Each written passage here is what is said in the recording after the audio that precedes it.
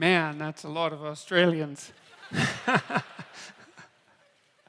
Well, thank you very much for coming out. It's really quite something to see all of you here. As Dave said, this is the largest venue that we've spoken at. I had a couple of debates with Sam Harris, one in Dublin and one in London, that were in larger venues. But as far as speaking specifically about 12 rules, this is damn near twice as big as the next biggest auditorium. I think we were at the Apollo in London, and it held 3,000 people, and so that was good. But this is really something. There must be quite a dearth of things to do in Melbourne tonight. No, seriously though, it's remarkable to see all of you come out to engage in what I believe to be fundamentally a serious conversation about psychological and philosophical and perhaps certainly ethical, perhaps even religious issues. And, you know, who would have ever guessed that there was a mass market for that, you know? So, and apparently there is. And maybe we're smarter than we think we are. And I have a suspicion that that might be the case.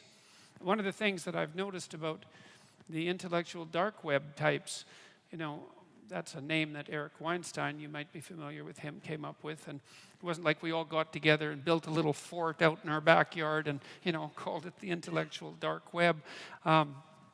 He just happened to coin the term, and a number of people were included for one reason or another. And I've spent a fair bit of time trying to understand why that coinage stuck and what it might be that united this very strangely diverse range of people. And I think it's really three things. One is that each of them, from Joe Rogan to Shapiro, the same with Sam Harris, are all people, and Dave, are all people who have their independent media platforms, right? They're not part of a corporate structure. They're not beholden to anyone. They're financially independent. And they've built that themselves, and so they can say what they want. And so that's kind of cool to see that happening, to see the technology that enables online video, which is really a complex form of broadcasting, and also online podcasts, which is a complex form of radio, enable that sort of independent journalism, and to see people able to not precisely exploit that, but make use of it. That's a very good thing. And I'm thinking that might be a real positive outcome of the social media revolution. I mean, there's lots of downsides. I think Twitter is a downside.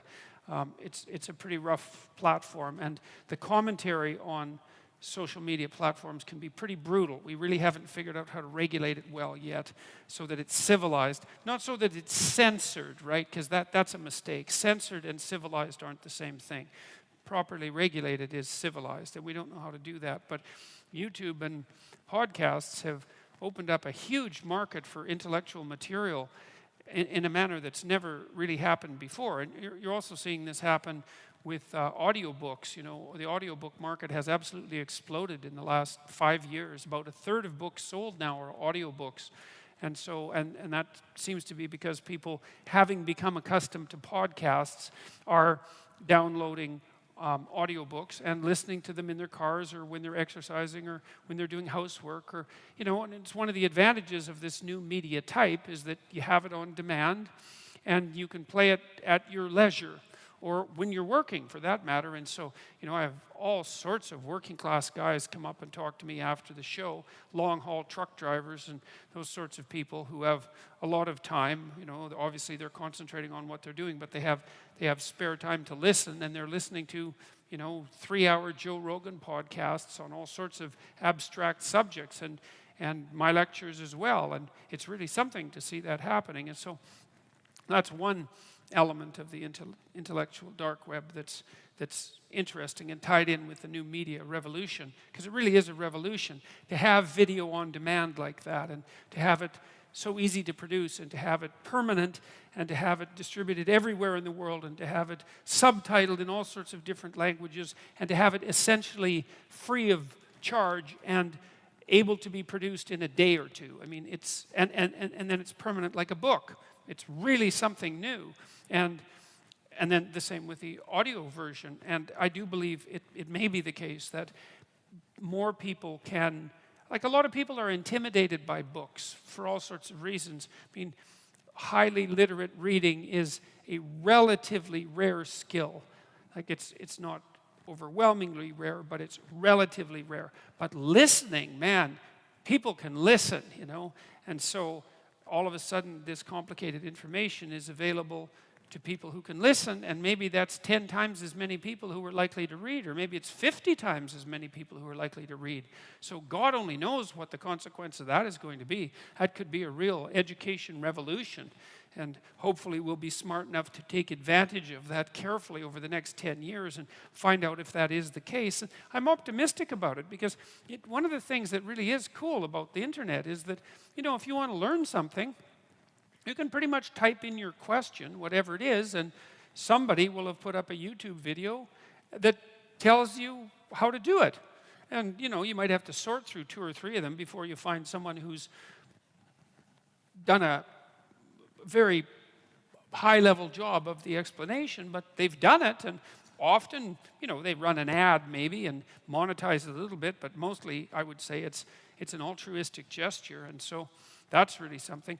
And the other thing the intellectual dark web people have in common is that, well, they're opinionated and fairly tough-minded, but more importantly, they don't think their audience is stupid. And that's really something, and I think they're right. I'm not going to assume instantaneously that that's a consequence of something particularly moral about the people who make up that group. I think it is a testament to their faith in the essential nature, in the essential quality of human nature. But I also do think it's a reflection of the medium itself, because it's funny, when I step into a television studio now, like a classic television studio, which happens from time to time, and which is apparently going to happen with Australia's Q&A on the 25th, which should be quite interesting.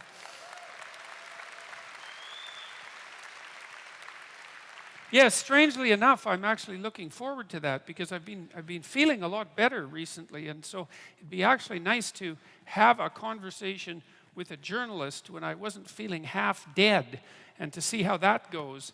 So it'd be nice to have a conversation at one point when I was at the top of my game. And so I don't know if I'm at the top of my game right now, but I am definitely feeling a lot better than I have for a long time. So yeah, I'm really, thank God for that, man. It's hopefully that will be reflected in some reasonable quality of discourse tonight, and perhaps a tiny bit of wit, but we'll see how that goes.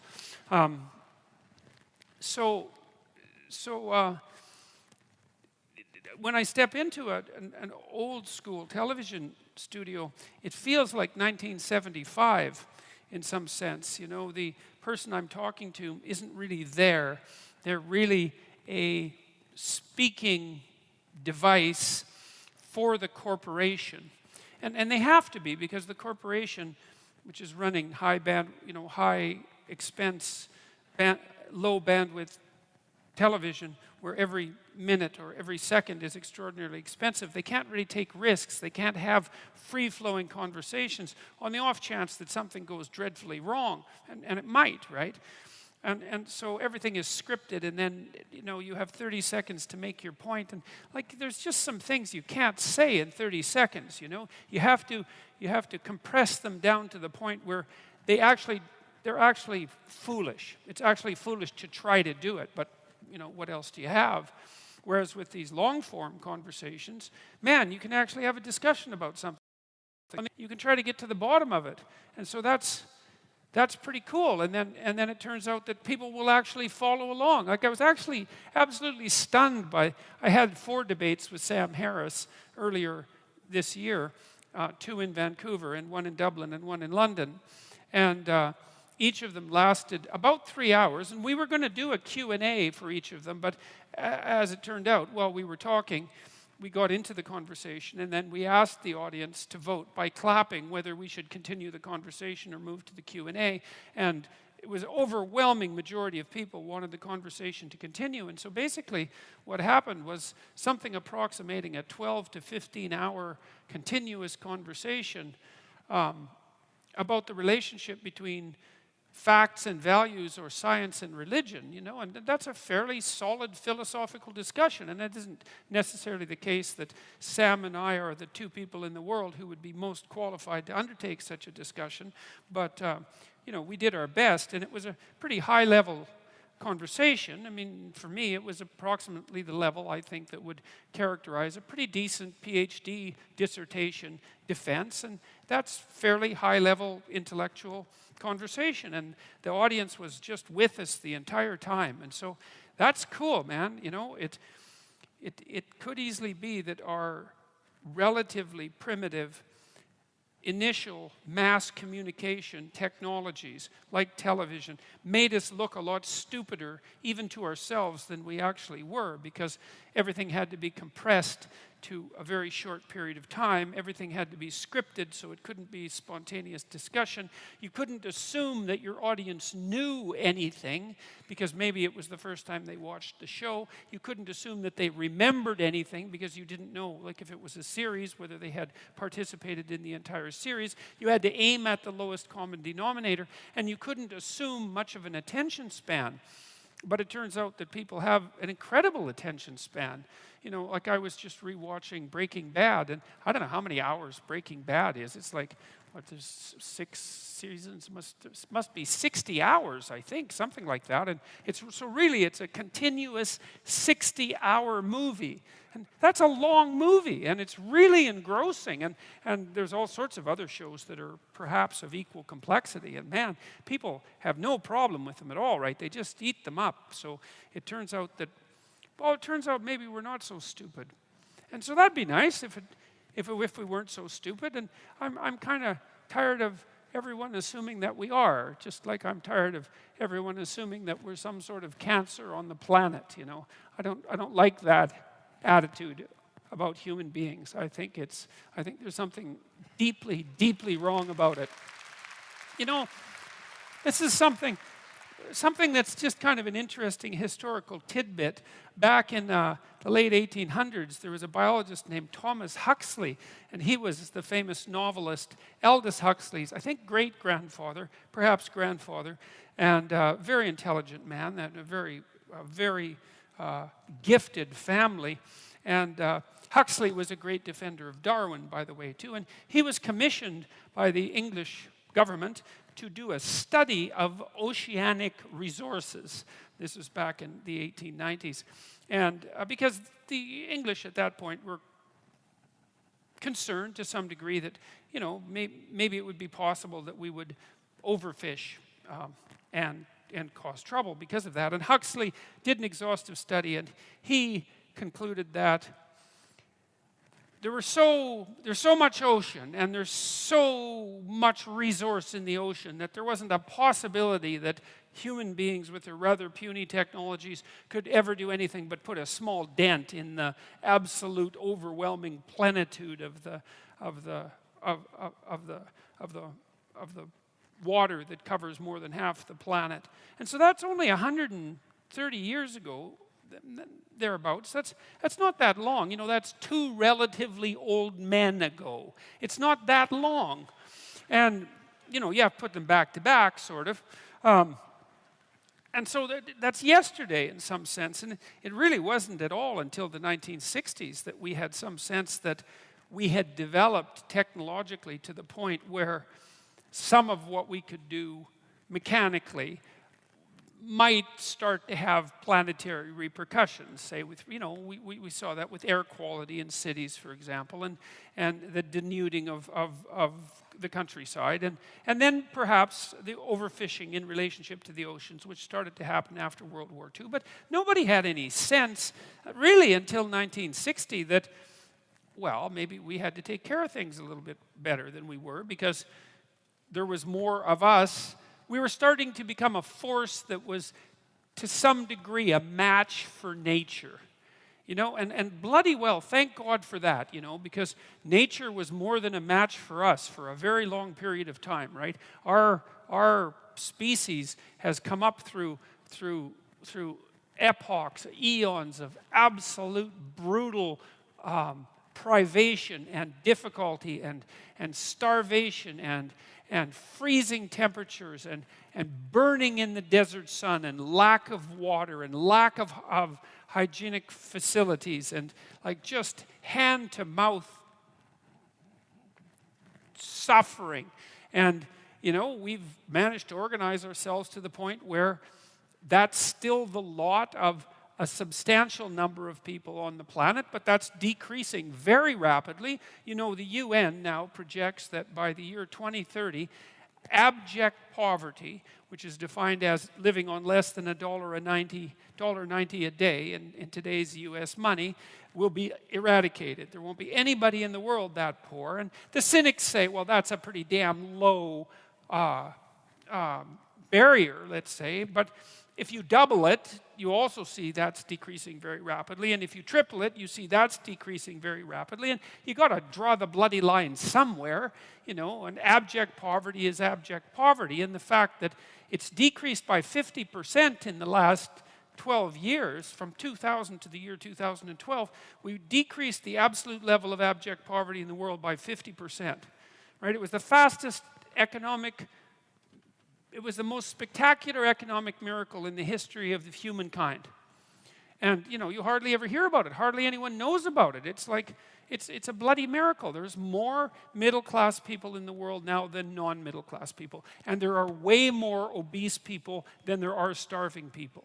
And so that's something to celebrate, you know. I mean, it's a funny thing to celebrate, but it's quite the thing to celebrate. And the fastest growing economies in the world are in sub-Saharan Africa. And they're growing at 5 to 7% a year. So it looks like the economic miracle that's, you know, that took place in India and in China, most of Southeast Asia, is really starting to kick in Africa. And it seems, at least in part, it's because of the collapse of the Soviet Union back in 1989 and the lack of overt pressure to have African countries pursue the most pathological possible economic doctrines that anybody could ever imagine. They just stopped doing that, has freed people up to start to become, well, if not rich, at least richer, and at least with the possibility of a continual rise upward. You know, the child mortality rate in Africa now is the same as it was in Europe in 1952. I mean, that's really something, you know, and longevity rates have increased tremendously in Africa. And you know, we're kicking the slats out of some major diseases. Polio's pretty much gone. It looks like we're putting a pretty good dent in malaria. That'll do great things for Africa. I think there's a real possibility with some concerted effort that we could get rid of tuberculosis in the next 15 years or so if we made that a target. That would be something. You know, that's an ancient scourge of mankind. We could certainly do without that. So there are intelligent people who are working hard on trying to eradicate these problems, and they're doing it successfully. And so, you know, I'm not in favor of the whole there's something wrong with humanity and we're a scourge on the bloody planet and it would be better off if there were fewer of us and the whole planet would be thriving if there were none of us at all. I think that there's something unbelievably dangerous about that attitude, and I think it's ungrateful and unfair and unsympathetic and ungrateful and non-empathetic, because I really do see that, like, I don't know a lot about human history because, God, there's a lot of history to know about, you know, and the more you know about human history, the more you know that there's just endless details that you have no idea about. But if you do a reasonable overview, you do see that it's a bloody mess, you know, that it's privation and war and catastrophe and brutality and struggle and strife and difficulty, all the entire way through, you know, people striving against odds that are just absolutely astronomical, and yet succeeding, you know, that overall, the story overall is one of, I wouldn't say unbroken progress, but it's decent progress, and it's better now than it's ever been by a huge margin, and there's every bit of evidence to suggest that it could continue to get better and better and better. You know, here's another thing that's really cool. Do you know that we're adding 4 years of life expectancy every year now? So once we hit a year every year, then that's it. We don't die anymore. But those last 8 months a year, they're going to be tough to manage, you know. But 4 months a year is really something. And so, you know, we're basically living longer, and we're living healthier, and we're smarter than we were because we're much more, our nutritional levels are higher than they were because we're not starving, especially the people at the bottom end. And, you know, we're educating people all over the world. The Chinese graduate more engineers every year than the US have engineers. Now, that's terrifying because, God, we've got all these engineers already, and they're making gadgets at such a rate that you can't even keep track of the gadgets, right? You go online, and like there's all these technologies and all these subcultures using them, and you don't even know what the technologies are. If you're fully informed, you can't keep up with the new stuff that you might buy. And it's not like it's trivial technology. It's unbelievably powerful technology. Like, I'm in awe of many of the young people that I work with because they're savvier about the technological infrastructure that constitutes the web than I am, because I'm old, and it's hard to keep up as you get old. And, you know, they come up with tools to make difficult things very simple, very rapidly. And there's just subcultures everywhere that are doing this at an unbelievably rapid rate. You know, when you go to somewhere like Silicon Valley, and I've spent a lot of time in Silicon Valley, and it has its problems, but Jesus, there's an unbelievable collection of smart people there, and they're working on things like mad, and it's working. You know, you see someone like Elon Musk. I mean, what the hell do you make of someone like that? You know, I mean, what did he do? He made an electric car, which is basically impossible, and it works, which is basically impossible. And then he built an infrastructure so that you could charge the damn thing wherever you drove, and that was basically impossible. And then he made it cheap, because if you buy an electric car and you factor in the price of gas, the electric car is actually about as expensive as the gasoline car, and so that was unbelievable. And then he built a bloody rocket, which was 1/10 the price or less of a NASA rocket that you could reuse, which was impossible. And then he put one of his cars on top of the rocket, and he shot it up into space. And then this happened, right? This all happened, and he's still alive. And you know, and then he went and blew it all by smoking pot on Joe Rogan, you know, because, well, it's so funny, you know. We like our insane geniuses, like, predictable and safe. And so we don't want them doing strange things like having a tiny puff of marijuana on a show famous for marijuana. So anyways, you know, that's all good news. It's all good news, man. And I learned a lot about this. I worked for the UN for a while, like indirectly. And I wasn't paid for it, by the way. It was volunteer work. I worked on this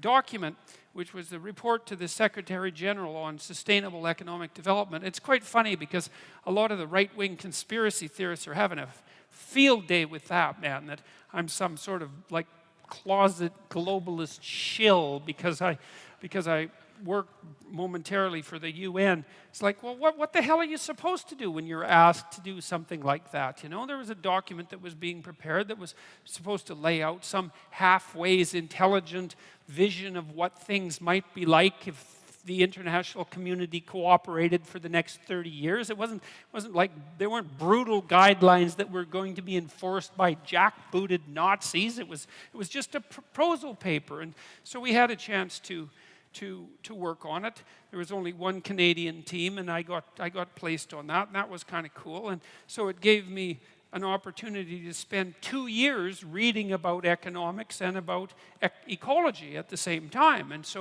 And what was so weird about that was the more I read, the more optimistic I got.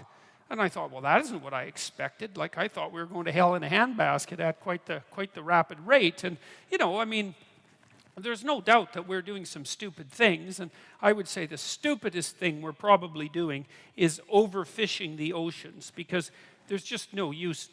There's just no use in that. It's completely destructive. It doesn't do anybody any good, and it could be stopped. But I know that your country, for example, is starting to put aside marine park reserves that are fishery-free, essentially. And you don't need a lot of that before the ocean can regenerate itself, because it's actually pretty good at that.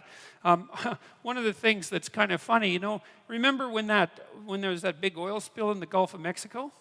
You know, there were more fish there 2 years later than there were before the spill?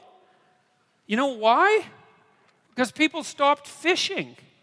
So it turned out that the pollution was really good for the fish. It's like... Yeah, well, that's why you have to do your research carefully, because you never know, you know. You never know what's true and what isn't. And so that was pretty interesting. The same thing happened in World War II, by the way, in the North Sea, because the North Sea had been fished out pretty badly. And then during World War II, it wasn't all that safe to go out and fish in the North Sea, because, you know, you would get sunk by a submarine, and that was not very bright. So people stopped fishing, and the fish came back very rapidly. And fish do that because they breed quite quickly. And so if you just leave the damn things alone for a while, most of them come back. But you know, apart from the fisheries, which is really quite an appalling and pessimistic story, although not hopeless, and people are waking up to it and building these marine reserve parks, for example. A lot of the ecological news was surprisingly good, way better than I thought it would be. You know, so for example, there are more forests in the Northern Hemisphere than there were 100 years ago. So who would have guessed that? I wouldn't have guessed that. Partly it's because marginal farmland has returned to forest, and because we've got more effective at agriculture by a huge margin. And there are more forests in China than there were 30 years ago. And so that's something. And it turns out when people burn coal, which is, you know, kind of polluting, they don't burn wood. So, you know, they're going to burn something because they don't like eating raw, inedible things and freezing to death. So they're going to burn something. And it turns out that coal is actually preferable to wood. And so these things are complicated. And the ecological story looked better than I would have ever guessed. Even the overpopulation issue, you know, ever since the 1960s with Paul Ehrlich and the population bomb, there was this terrible pessimism that we were going to breed, you know, like uncontrolled rats until every square inch of the world was like covered with some starving skeleton, and that was all going to happen by the year 2000, when there would be mass starvation and the price of commodities would have blown through the roof, when we would run out of oil and all the commodities that we need to maintain a reasonably high standard of living. And, you know, that didn't happen. And not only did it happen, is that rates of poverty went down and rates of hunger went down, even though the population went way up. And so there are more people who are hungry now than there were 50 years ago, but there are far fewer proportion of people who are hungry. And that's really something. And so the overpopulation doom and gloomers were absolutely wrong. Wrong, wrong, wrong. And we're going to peak at 9 billion. That's what it looks like. All the projections indicate something around 9 billion, and that's only 2 billion more than we have. Like, it's not nothing. It's still 2 billion people, but at the rate at which we're improving agricultural output and with regards to efficiency of agricultural output, there's no evidence whatsoever that we're going to run out of food. And, you know, a country like Uganda, this is quite interesting. If Uganda, which is a very big country, by the way, if it was utilized properly, it has a water table underneath it and plenty of water. If Uganda was utilized properly, it could feed all of Africa. And so it's not like we're making full use even of the agricultural capacity that we have available to us. And so we're not going to overpopulate the world and leave everybody like starving on like Easter Island with nothing but giant heads and no trees. That's not going to happen. And in fact, I have a sneaking suspicion that within 100 years, one of the biggest problems that we'll be facing is a declining population, and that'll be worrisome. I mean, we won't be concerned about that at the moment, but that whole doom and gloom scenario just seems to be wrong. And you know, there are fewer wars than there were by a large margin. The overall rates of homicidal behavior in the world have plummeted. The rates of death by terrorism over the last 50 years have plummeted. There's a lot of good news. There's way more good news than there is bad news. And there's no wars in the Western Hemisphere. There's a piece of good news. You know, that's a remarkable thing.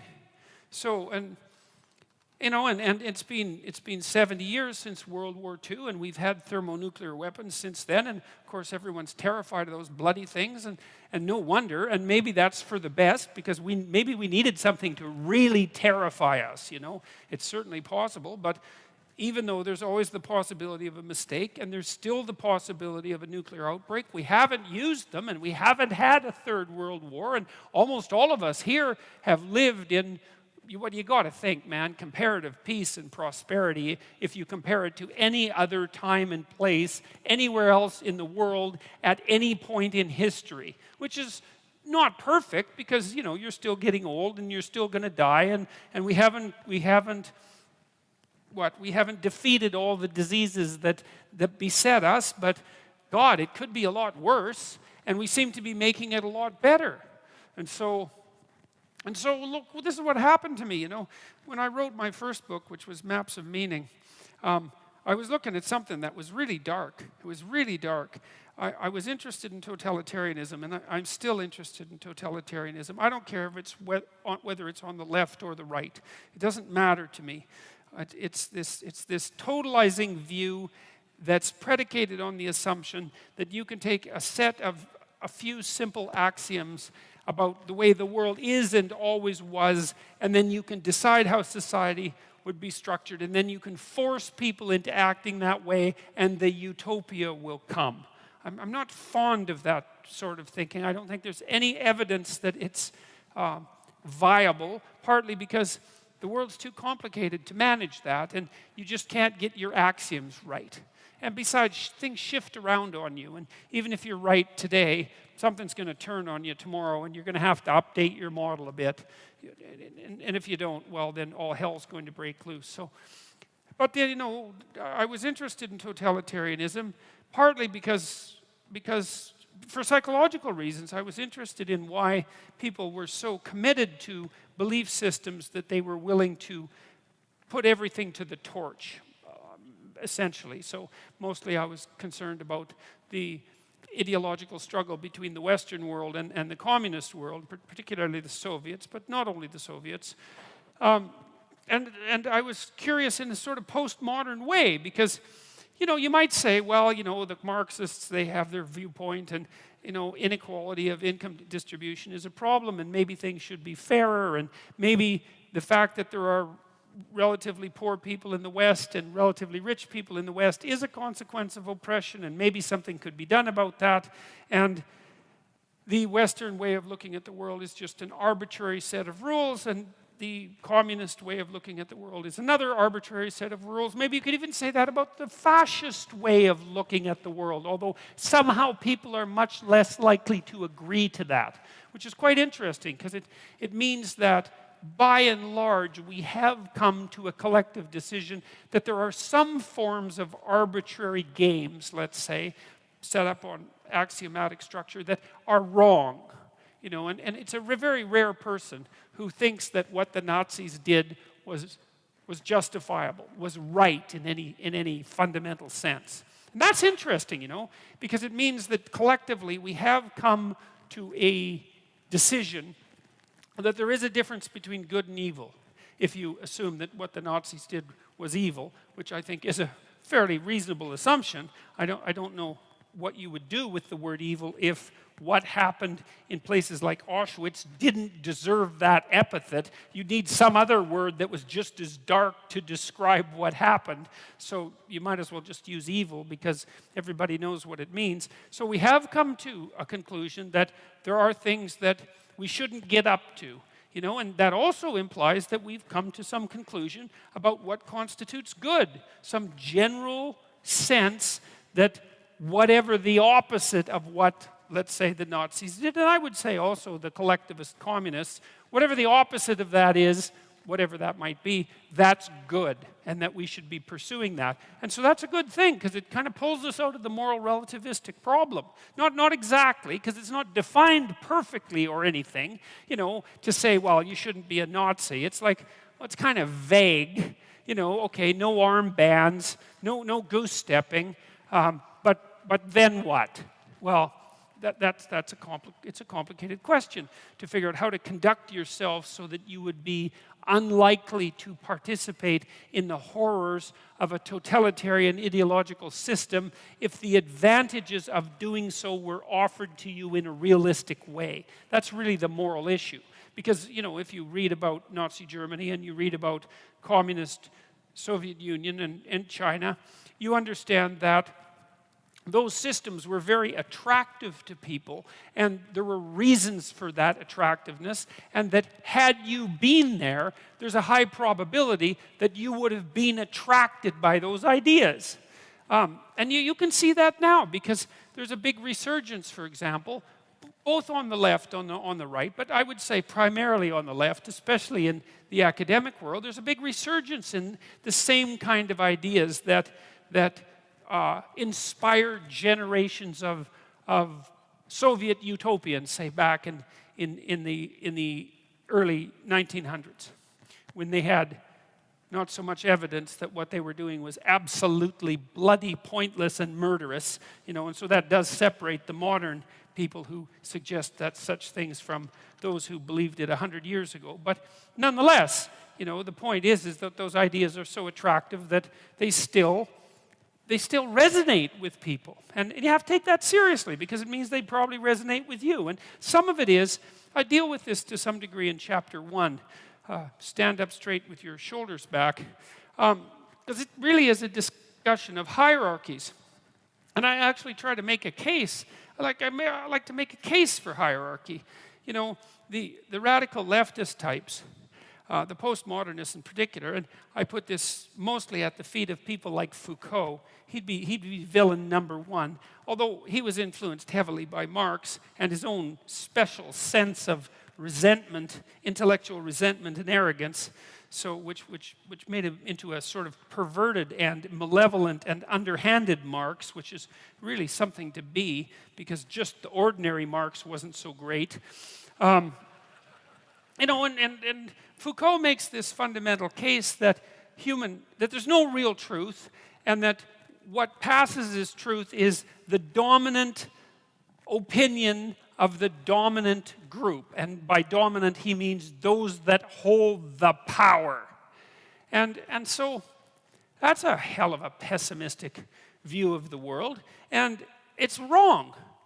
It's wrong. And it's seriously wrong. And I'm gonna lay out why it's wrong. I mean, first of all, it doesn't even work for kids. If you look at how kids organize themselves on the playground, there are bullies. And it's interesting, if you study bullies, you find out that they're not necessarily the most unpopular kids. There are outcast kids who are more unpopular than the bullies. And the bullies are ambivalently popular. They have some friends and they have some enemies. So it's not entirely counterproductive to be a bully, but it starts working less and less well as you get older, and so it's not doing so well by the time you hit junior high, and by the time you're at high school, it's not a very effective strategy at all. And a bully is someone who uses power. It's like, bloody well do what I want, or I'll hit you, or I'll do something else that you won't like that will be physical, or maybe it'll be psychological. But if the psychology doesn't work, calling you names, demeaning you, you know, talking behind your back, which is a very common form of female bullying, because females have their own forms of bullying and they're very effective. You know, if that doesn't work, then I can just take you out of the schoolyard and pound you. And if I can't pound you myself, well, then I'll pound you with one of my friends, and that'll be just as effective. And you'll bloody well do what I want you to do. And that's power. And it's like, really? That's the basis of our society? That's that sort of power? That's how we organize ourselves? I mean, it's patently ridiculous. First of all, most children who are popular, let's say, universally popular, and who do well socially, aren't bullies. They're good at playing with others. And they learn that between the age of 2 and 4. And they learn very straightforward rules, like reciprocity. That's the big one. There's a couple. Reciprocity is one. Trust is another, to abide by your word. But those are the same thing. Reciprocity and trust are very similar. It's like, well, you know, we'll take turns. You play my game now, and I'll play your game tomorrow. You know, and you guys have had friends that were real friends, and you know perfectly well that if you have a good friend, you don't have to keep track exactly of what you do for each other. You don't write it down on a piece of paper and, you know, put a check mark beside it unless you're a little bit on the paranoid side, and that's only the beginnings of your problems. And what you do is, you know, you kind of keep track of who does what for who, and you kind of keep the balance equal. And you do that because, well, that's what you do if you're awake and conscious and a decent person. And if you have a relationship, if you're in a marriage, it's the same thing. You know, it's like you don't obsessively keep track of who owes what, when, and why. That's a sign of a degenerating relationship. What you do is, well, you do what you can for your partner, and they do what they can for you, and you're both aware of that, and you assume goodwill, and with any luck, that iterates across time, and it's a sustainable game. It's not bloody power. And you know, there's nothing more miserable than being in a relationship where the rule is, do what the hell I want or suffer the consequences. You know, and what kind of relationship are you going to get out of that? Even if the person is cowed enough to do what you want them to do, when you're there and enforcing it, they're not going to put their whole heart into it. That's bloody well for sure. They're going to be, if they have any sense at all, and they do, and if they have any spirit at all, and they do, they're going to be undermining what you're forcing them to do all the time. There's an old Soviet joke. They pretend to pay us, and we pretend to work. Right, great. That's a hell of a way to run a society. And that's exactly how that society ran. So all you do with force is engender bitterness and resentment. And if the person that you're exerting force on can't exert the same level of physical force back, it's not like they're not going to take their revenge in other ways. They're not going to cook you wonderful meals. They're not going to be, what would you call it, enthusiastic sexual partners. You know, they're going to get their revenge when they can, unless you've crushed their spirit completely. And then it serves you right, because then you're dragging around behind you someone whose spirit you've crushed completely. And that's a hell of a way to live. And so what is this idea that our society is fundamentally predicated on power? You know, and that's the postmodern claim. We group ourselves into our groups, whatever the hell they happen to be, sex, gender, ethnicity, whatever the flavor of the month is. There's an infinite number of ways we could group ourselves, and then we organize ourselves into power hierarchies, and we dominate each other. And then all of those groups go to war against one another, and the most dominant group that has the most power wins. It's like, I don't know what the hell planet Foucault grew up on. You know, that might be the definition of like the worst African dictatorship of the last 100 years. But it's not a description of our society.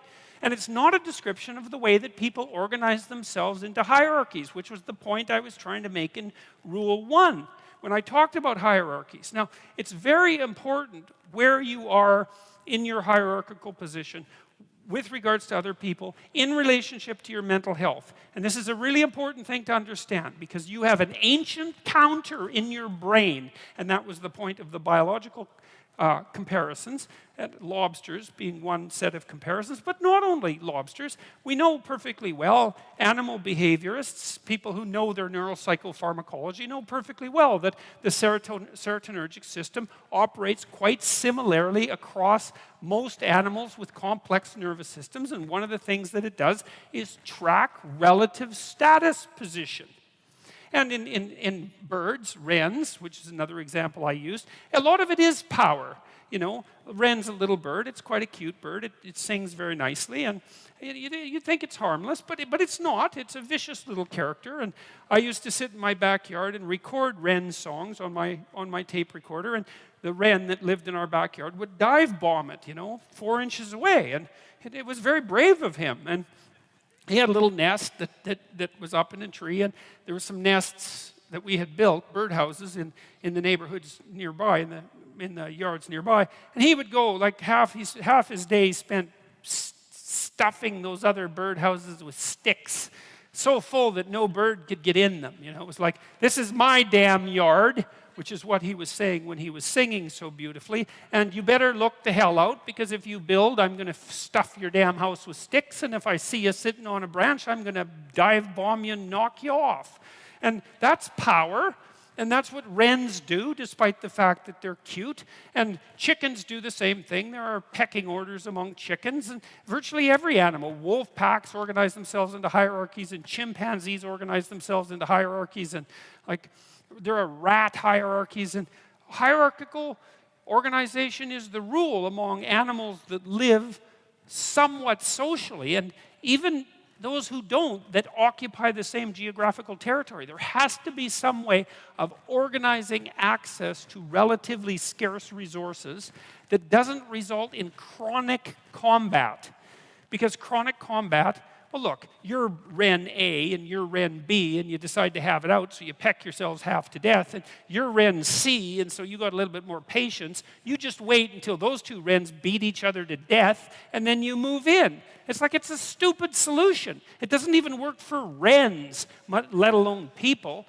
And so, the wrens announce their prowess, and they do that with the quality of their song and their displays, and they indicate to one another who shouldn't be messed with, and then there's a minimum of combat. And you could make a pretty good case that that's power, But it's not like wrens get together and build like wren apartment houses and then go out on collective worm hunt insects, collective insect hunting expeditions and bring them all back and distribute them, or make insect farms so that there's more insects for all the wrens. They haven't got that far, They're competing in a zero-sum game.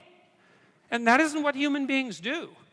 We figured out how to not have zero-sum games a very, very long time ago. And it turns out that if the game you're playing isn't zero-sum, right, which means that there's only a finite number of resources and everybody has to fight to the death for them, and some are going to get the lion's share and others are going to starve. If you're not playing a zero-sum game, then you can learn to cooperate and compete in an intelligent and civilized manner, and all of a sudden, there's more than enough for everyone. Now, still, some people are going to have more than others, but there's nothing. How are you going to stop that? And do you want to? Do you want to only know do you want to only be allowed to know what everyone else knows? You don't get to know anything that anyone else knows, because it's got to be equal. You want everyone to be exactly the same amount of attractive, and if you averaged attractiveness overall and you only allowed each person to be as attractive as the average person, there'd be not much attractiveness left in the world. And it seems to me that would be quite the loss, And strength, you're not allowed to have any additional strength or ambition or talent or let's say athletic ability. It's or artistic ability. I mean, aren't we kind of happy that there's massive inequality in the distribution of talent? I know it's harsh and hard, but you can't expect everybody to have every talent that there is, and it would be a hell of a sacrifice if no one got to have any talent, because it wouldn't be fair. And so I don't get the whole equality of outcome thing. It isn't going to work. There aren't that many geniuses, you know? We want to exploit the geniuses and get them to work for us. And if the price is that somebody has more than you do of something, well, suck it up for Christ's sake. Well, Jesus, seriously, man. It's like, look, how much more do you have than most people have? You know, you need to make $30,000 a year to be in the top 1% of the socioeconomic distribution worldwide. You know, you always hear about the 1%, right? The evil 1%. And they churn, by the way, because it's not the same people all the time. It's like all of you here are in the evil 1%, and you think, well, that's not very fair because I was really only talking about within my country. Well, that's convenient for you. You know, it makes it really convenient argument for you. It's like, well, all those other people, those foreigners, they don't count. If they're poor, who the hell cares? It's the Australians that matter. You know, and so no, that's a non-starter. You know, and by historical standards, you're doing a hell of a lot better than the top 1%. I can tell you that. I read a nice article by a coalition called Human Progress the other day, and they were comparing the typical middle-class person who lives now with Rockefellers in the 1919s and say, well, would you rather be a middle-class person now or Nelson Rockefeller in 1919?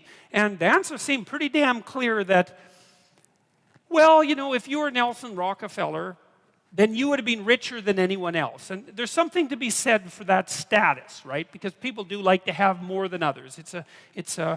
I don't know if it's a good thing or not, but it is one of the things that we like. And so you'd have that. You'd be richer than everyone else. But there'd be all sorts of things that you have that now that Nelson Rockefeller wouldn't have had a hope of purchasing, like the antibiotics that he would have needed to stop his son from dying, for example, you know, just as a start.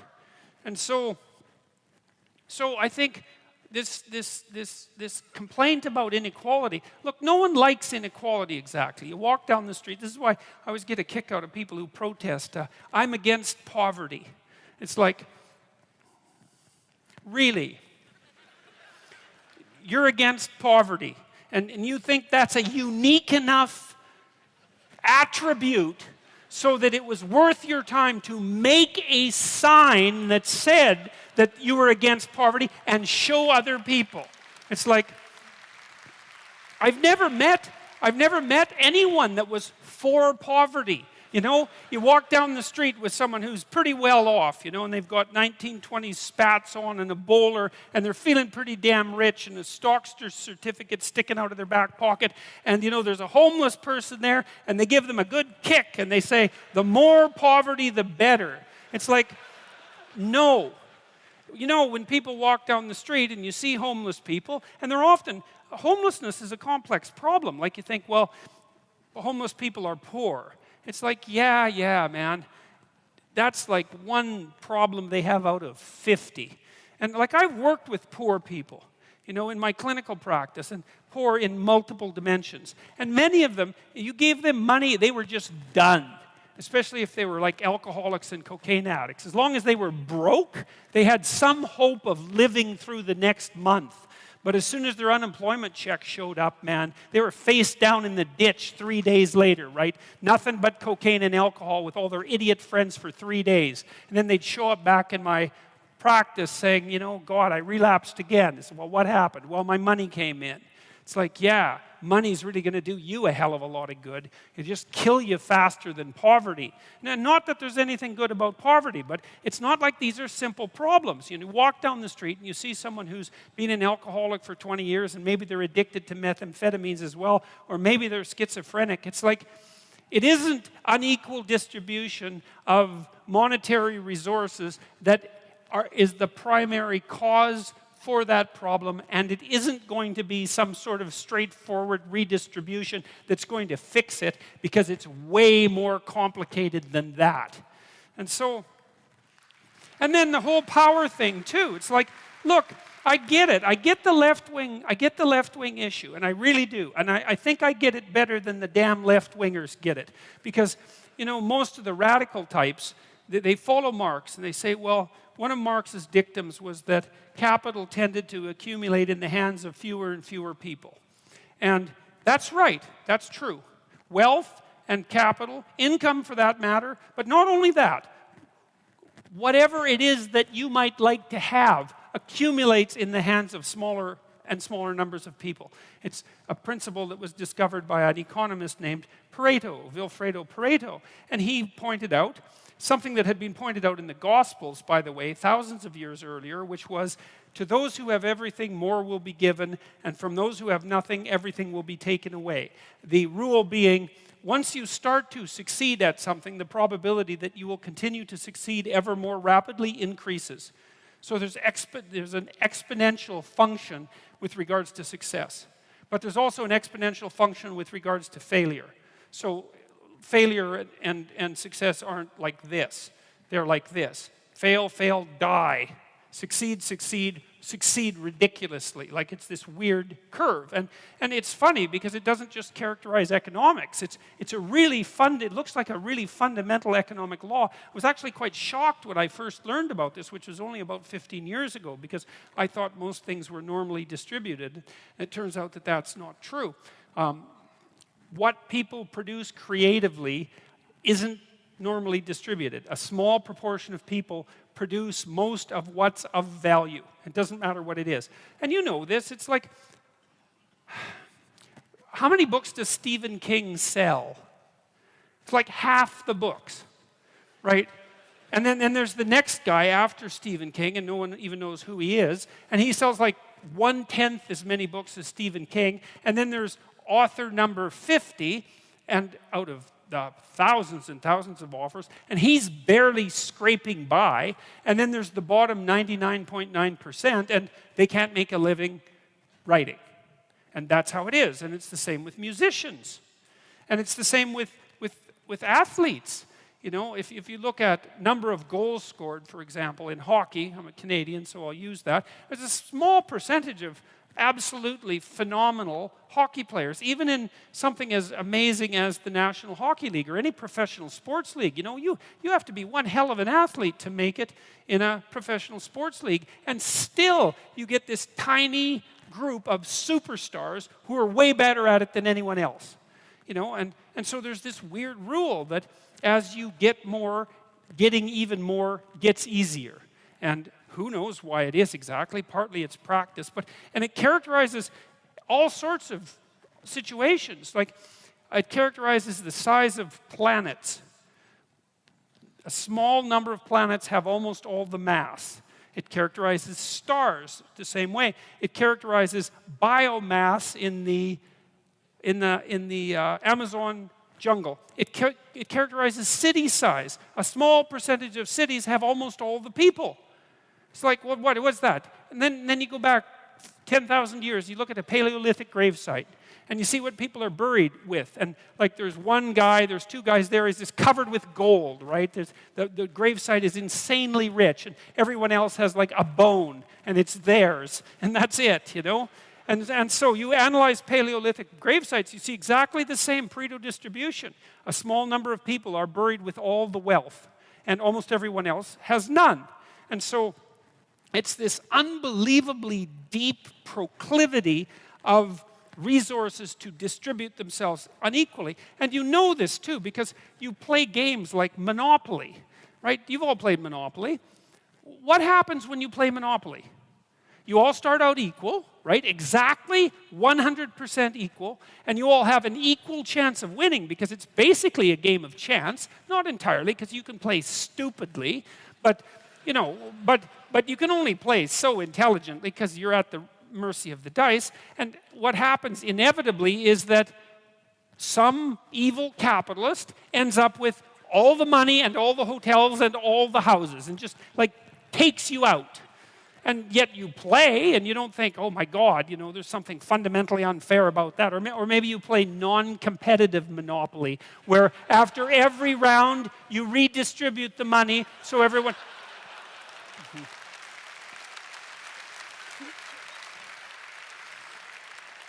Right, so there's no fun in that.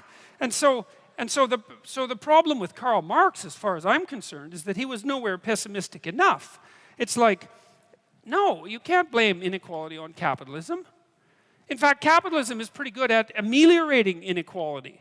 Like, there's still plenty of inequality in capitalist societies, make no mistake about that. And you can make some claim, although it's a tricky one, that some indices of inequality have increased over the last 20 years. It depends on how you measure it, because it's complicated. Because, you know, even poorer people now have access to, well, let's say iPhones, which have more computational power than the entire system that put the Apollo 11 on the moon, which is, you know, for $600, which isn't a bad bargain. So it's not that easy. It's not that easy to do those economic calculations. But one of the things you can say about capitalism and about private property and about the idea that people have a right to what they earn and a right to what they own is that it's pretty damn good at generating wealth. And the wealth isn't equally distributed by any stretch of the imagination, but a fair bit of it goes to the bottom, and that's why we're seeing, well, a relative dearth of tremendous deprivation.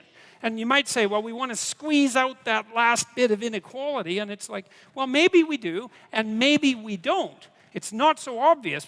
First of all, because even if we did want to, we don't know how. And we certainly do know that if there are some ways that if we go about it, then things really go to hell in a handbasket really fast. And everyone ends up equal because they're all starving and dead.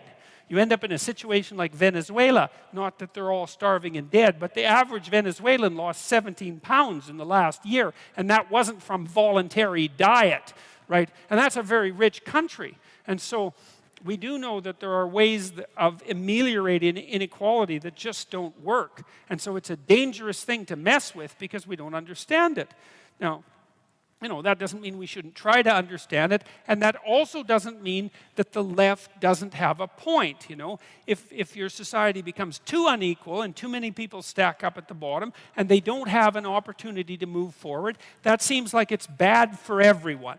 And so we could agree on that, and we could try to set up our hierarchies so that they're not too brutal for the people who end up at the bottom, right? That would be nice if we could be sensible and figure out how to do that. But I think we're not doing that bad a job of figuring out how to do it. We build infrastructure that everybody can use. We have universal education systems and so on, and they're not perfect, but they're far from catastrophic, and they're a hell of a lot better than they were 100 years ago. So we are making some progress on that. I think the problem with the radical leftists is that they don't take the problem of inequality seriously enough. They blame it on capitalism. It's like, sorry, that's wrong. It's a way deeper problem. It wasn't capitalism that produced inequality of gravesite wealth distribution in Paleolithic Europe 10,000 years ago. And it's not capitalism that makes some stars have all the mass, right? It's a different order of problem. And so we have to be more sophisticated than economists were 150 years ago when we talk about inequality. And when we talk about hierarchy, we also have to be more sophisticated because we have to start to understand what it means for there to be a human hierarchy and the basis upon which hierarchies actually establish themselves if they're going to be playable, iterable, civilized, productive, sustainable, voluntary, that's an important one. What are the characteristics of such things? And I think that if we use a little bit of sense, we can figure that out too. And I like to use the example of plumbers, because I actually happen to like plumbers. Partly because I don't like it when my basement is full of sewage. And that's happened once or twice. And you call a plumber, and then that doesn't happen. And I'm pleased about that. Like I'm sure most of you are, you know. And plumbers have done an awful lot for the world. And there's a big difference between a good plumber and a bad plumber. I've had 2 bad plumbers. And the first bad plumber was in Montreal, and my tap was leaking a little bit. And so he came in to fix it. And I don't know what the hell he was doing, but he was using a torch, and he was burning something, maybe taking some solder off some pipes underneath the sink, but he lit the wall on fire, which wasn't helpful because the wall wasn't on fire before he showed up. And then And then he forgot to shut the water off at the main pipe when he took the tap apart. And so then, apart from the fact that my wall was charred, my bathroom was completely covered with water. And then he sort of panicked and he put the thing back together, the tap back together with the washer, which was now extraordinarily damaged. And he shut it off, and he had figured out to turn the water off at the main valve by then. And he turned it back on and he left. And it was like, now the wall was on fire and the floor was covered with water, and there was 5 times as much water running out of the tap. This was not an improvement. I joked with my wife that he was an anti-plumber, like an anti-matter plumber. And if he ever met a real plumber on the road and shook his hand, they'd both disappear in a puff of light. So that was one plumber. And, and then another plumber, we were redoing our house in Toronto, and it was the day before the drywallers were supposed to come in. And so we were working like mad, because drywallers, they're fun to watch, man. They zip in, they lift up their piece of drywall, they zip it up with their screws, and they're really fast at it. And it's quite a skilled operation, but they're really fast, and they don't muck about. And so you have to be ready for the drywallers. And so this guy had redone all our pipes, PVC, plastic pipe, and you put that together with a kind of solvent, So you just put solvent on one end of the pipe, the male end, and you put it into the female end with some solvent, and they stick together, and hopefully it seals. And he said, "My joints never leak." And so we tested them. We went up on this roof, 3 floors up, and filled the pipes up with water, and his joints leaked. It's like 32 joints leaked. We had 4 inches of water in the basement, and this was the day before the drywallers were supposed to show up. And then also we found that he had put a lot of the pipes outside of the wall where the drywall was going to be, which actually also constitutes a mistake, right? Because I don't know about your house, but my house isn't a house where there's plumbing sticking randomly out of the walls. So we had to spend the whole night redoing all the joints and cutting the pipes and putting them the way they were supposed to. And so that's a bad plumber.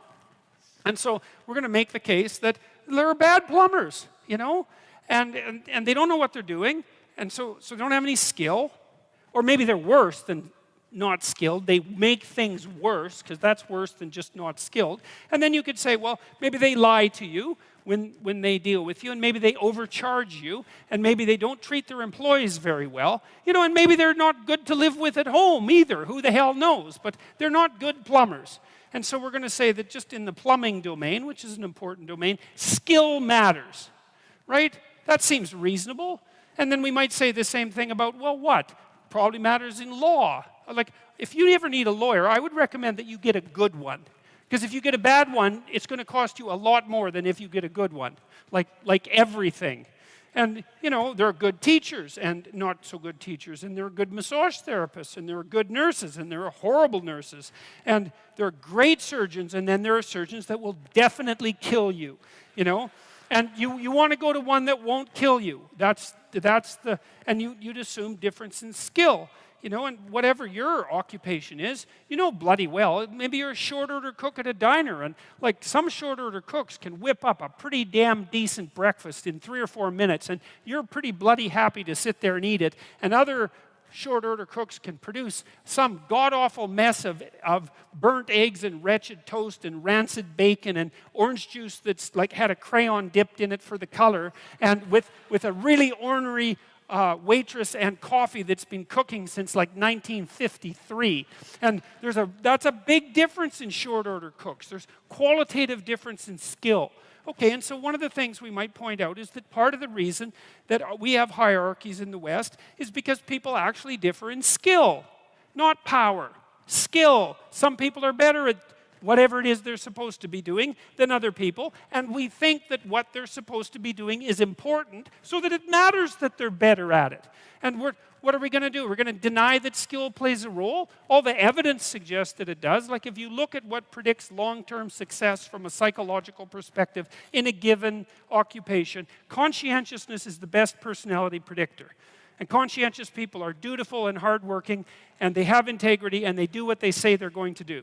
And so that's the best predictor, second best predictor, and the best predictor is intelligence. And so it looks like in a relatively complicated occupation, if you're going to be successful in a Western culture, the best predictors of your success is whether you're intelligent, skilled, and conscientious. And that's pretty good. Like, how else would you want it to be if you're going to set it up? And it isn't power, because agreeableness is another dimension. You can be disagreeable. Men are more disagreeable than women, by the way. And if our society was fundamentally based on power, then the most disagreeable people would be the most successful, and they're not. They're the ones that are most likely to be in prison. So that evidence just doesn't support that. And then, you know, the other thing is you don't have, you imagine, well, our society is fundamentally an oppressive patriarchy, and everything's based on power. It's like, okay, so you need a plumber, and so what you do is you go out in the street, or maybe you don't, maybe you cower at home, and these like gangs of plumbers come to your house, and they're armed to the damn teeth with their pipes, and they say, look, I don't know whether you need like some plumbing work done or not, but maybe we'll come in here and break a few things so that you do need it. But even if we're not going to do that, it's like, we're the plumbers that are going to take you out unless you call us. And so the next time the toilet overflows, man, here's the number and you better put it on your fridge. Or there's going to be hell to pay. Or, you know, the same is the case of like gang-affiliated massage therapists. Exactly the same thing. Tattooed to the hilt, right? Armed to the teeth. And roaming the streets, making bloody sure that if you have a stiff neck, that the most powerful massage therapist is the one that you're going to call first. You know, it's complete bloody rubbish. It's absolutely not the case. Now, it is the case that even in a hierarchy that's functional, the thing can go sideways, and it does. You know, you get companies that get too big, they start to get corrupt. People who play politics and who are good at manipulating start to rise up the hierarchy. The structure stops performing its function, its useful function in the way that it should. It starts to degenerate, but generally then it dies. You know, like the typical Fortune 500 company only lasts 30 years, and the typical family fortune only 3 generations. It's not that easy to keep a functional enterprise going. You have to be awake. And so, no, it's not an oppressive patriarchy, our culture. That's wrong. It's based on competence, fundamentally. Imperfect as that is. It's not like we don't make hiring mistakes. It's not like there aren't people who are foolish and blind and hire and fire based on attributes that have nothing to do with competence. But that's a sign of the deterioration of the system and the corruption of the system, and not an indication of its fundamental function. And it's also the case that, and this is partly what I tried to outline in Rule 1, which is pretty much the rule we're going to discuss today. Part of your goal, if you want to take your place in the hierarchy properly, is to be a good person. And that was the argument I was trying to make in the chapter. Not that you're supposed to be like the most brutal crustacean on the block. You know, it's so foolish. It was Kathy Newman, I think, that asked me in the UK. So you're saying that human society should be organized along the lines of lobsters. It's like, look, lady, if you're gonna insult someone, you might want to try accusing them of something, of believing something that someone somewhere believed at least once in the entire history of the human race. And not that, yes, absolutely. Lobsters for everyone. You know, that's how, what I was trying to make the case was that we have this very old system in our nervous systems, which is very old, which keeps track of where we are in hierarchies, and that regulates our emotions because of it, because it's really important to you, and you, and you, and you, if you're not completely bloody psychopathic, that you have a place in a social hierarchy, and that you're admired and respected and valued by other people. And it's so important that the neurochemical system that keeps track of that regulates your other emotions, so that if you're low on the totem pole because, well, for whatever the reason happens to be, sometimes you deserve it, sometimes it's accidental, sometimes you've been hurt. There's lots of ways that this can happen. Your serotonin levels plummet like a defeated lobster, and then you feel way more negative emotion about everything and way less positive emotion about everything. And that's absolutely dreadful. Like that's clinical depression, and it's a terrible, terrible condition. And so it's absolutely crucial that you maintain a tenable position in a hierarchy, and not one of power, but one of competence. And at least even if you're not in a position that's tenable, you're moving upward towards one that's tenable, because that at least gives you hope. You know, because maybe you're young and useless and you don't know what the hell you're doing. You're just getting started. And so you're low man on the totem pole. But it's not like you're stuck there forever. You do some decent work. I had some kid tell me the other day, it was really nice. It was just last night. I was at a comedy show I went to here, and a lot of the comedians knew us. Dave Rubin and I went in there, and so a lot of them knew us, which was quite interesting. And one of them said, God, you know, I was in a rough shape 2 years ago. I was just getting married. I just got married, and I was nihilistic as hell and depressed and bitter, and things weren't going well for me at all. And I was unemployed, and one of my friends got me a job. And he said, I didn't really like the bloody job. I didn't want to have the job, and I was kind of dragging my ass to the work and not doing it well. And I listened to one of your lectures, and it said, look, if you haven't got anything going for you, but you have a job, don't quit your job. Whether you hate it or not, it's like, man, that's what you're hanging on to the edge of the world with your fingertips, you know? Don't let go. Well, if you can find a better job, okay, fine. But you don't just quit, because then what? You're done. And he said, and another thing that I had mentioned was, why don't you just try to work as hard as you can at your damn job for like 6 weeks, right? All flat out. You know, if you work 10% longer hours, you make 40% more money. That's something worth thinking about. You know, you've got a job, maybe you show up 15 minutes early and you leave 15 minutes late. You know, and you actually work and your boss notices, because he would probably notice, and then maybe someone's going to get promoted, and maybe it'll be you, because something's going to tilt the scales, and that little extra bit of work done without cynicism and resentment might be enough. Well, he said he started at 21 bucks an hour, and in 6 weeks he was making $37 an hour. And it's not a king's ransom, man, but it's a hell of a lot more than 0, and it's quite a lot more than 21. He said his life had turned around substantially because he learned if he put some damn effort into it. And I'm not trying to be Joe Optimist here. Like, I know that people hit runs of bad luck and that things can take you out of life, right? Unfortunate illnesses and betrayal, and like there's no shortage of randomness and horror that can wipe you out even if you're doing your best. But you don't have a better bloody plan than to do your best, and it tends to work a lot better than you think. And what's so interesting about the hierarchies that people set up is that that's how they're set up. They're not set up on power. They're set up on reciprocity and skill and trust. Not always. You know, and if you're in a job where you work hard and you're a good guy and you're doing your best and your boss is a bloody tyrant and you never get a break, it's like, okay, fine. You're in a Foucault world. Get the hell out of it.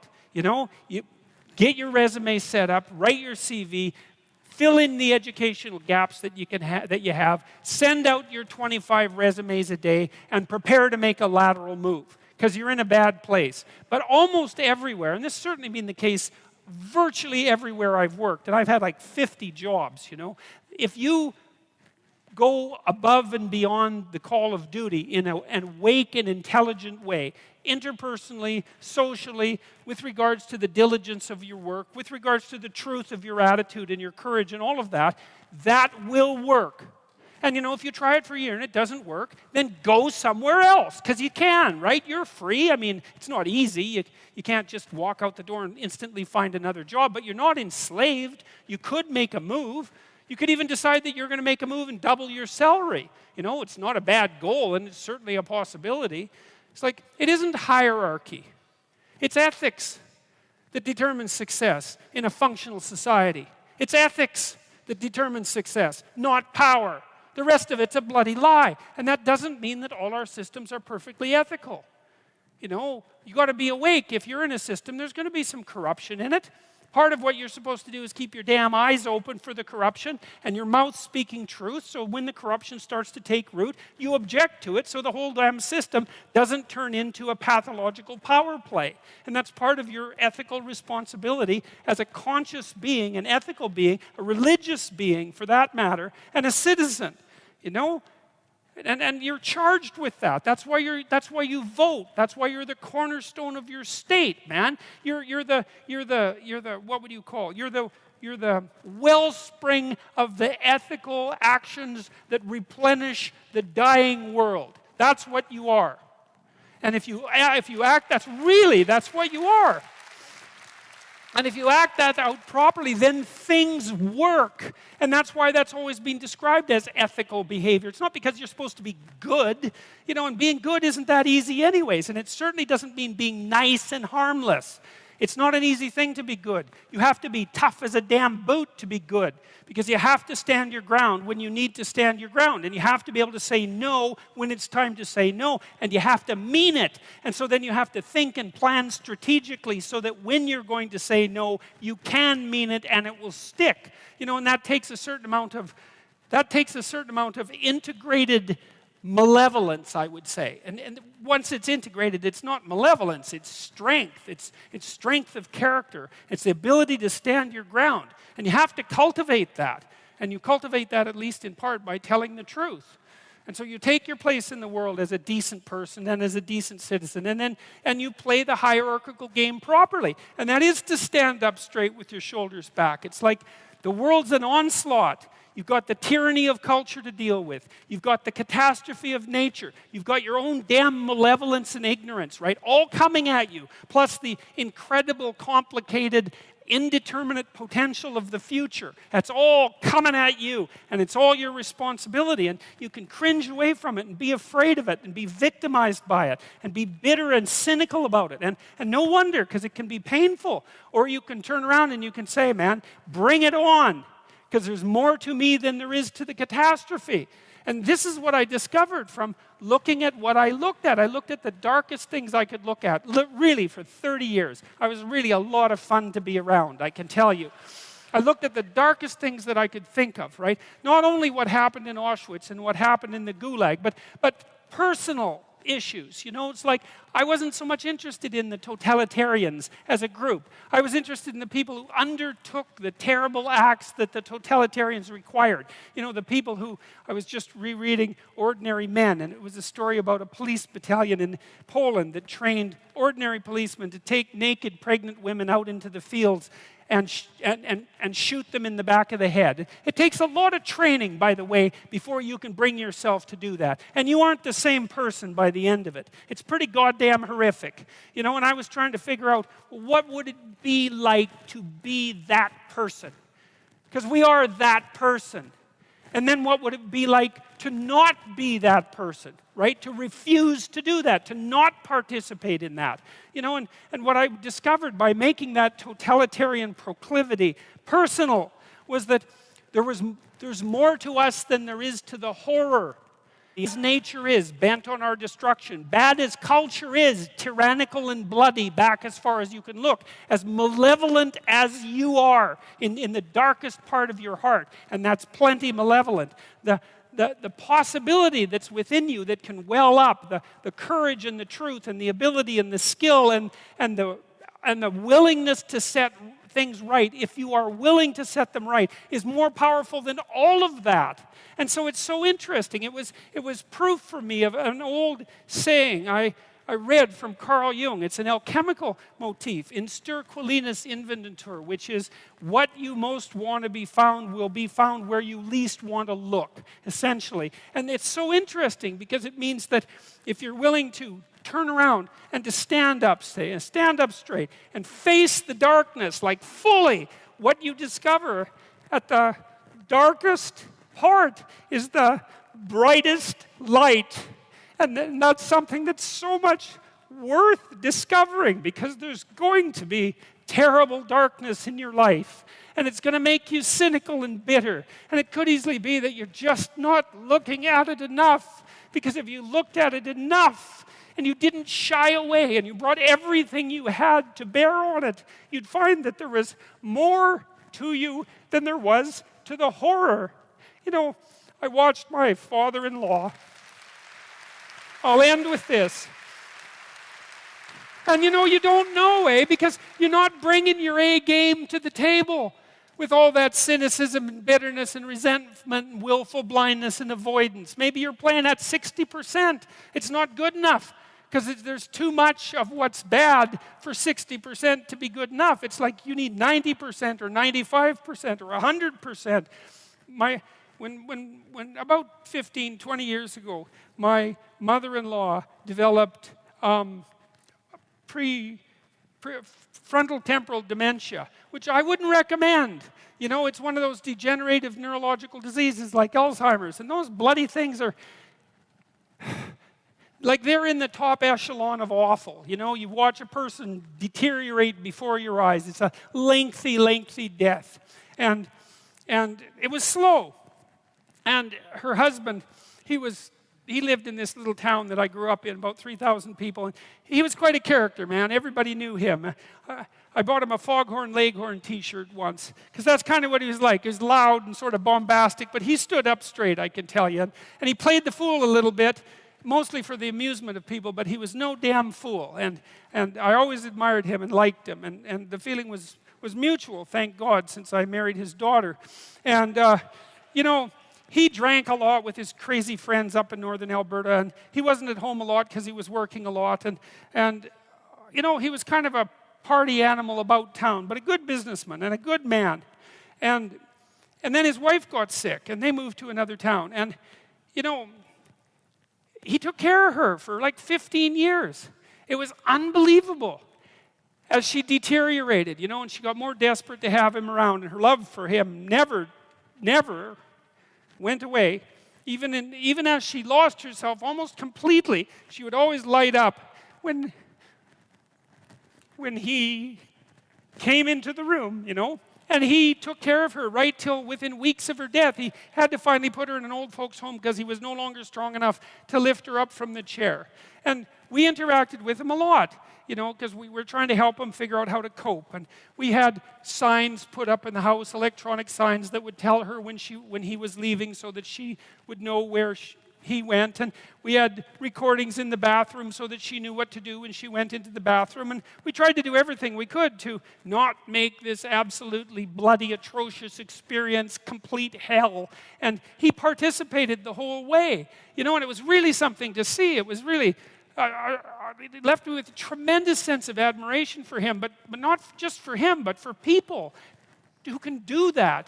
You know, and if there was a new decline, he took it on, and he didn't complain about it, and he tried to do what he could, you know, and like it was no picnic, don't get me wrong, but it wasn't hell. And then we were all gathered around the deathbed, my wife's mother's deathbed, and the family was there, and they got along pretty well, you know. Her sister's a palliative care nurse, and the other one's a pharmacist, and none of them are particularly afraid of illness and death. You know, they're a pretty tough group. And so, you know, they made sure their mother's lips were wet while she was no longer eating or drinking, and tried to make her comfortable. And they were around the deathbed, and they were kind of getting along, you know. It wasn't family feud at mother's death time, and that was kind of nice. And she died, and that was that.